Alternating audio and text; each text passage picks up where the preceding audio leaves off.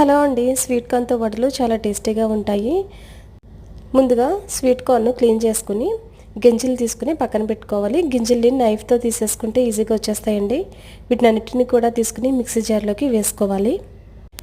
ఎప్పుడు ఉడకబెట్టుకుని తినే కంటే ఒకసారి ఈ విధంగా ట్రై చేయండి, చాలా టేస్టీగా ఉంటాయి. పిల్లలకు కూడా నచ్చుతుంది.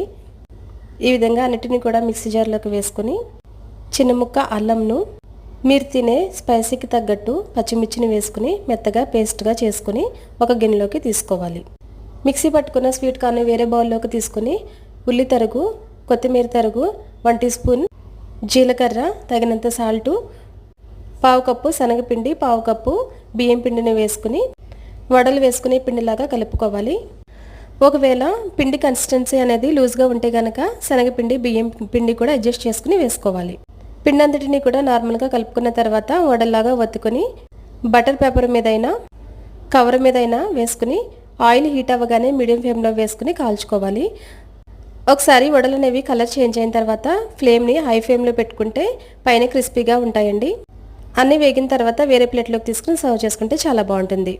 పైన క్రిస్పీగా, లోపల స్వీట్గా. Please subscribe.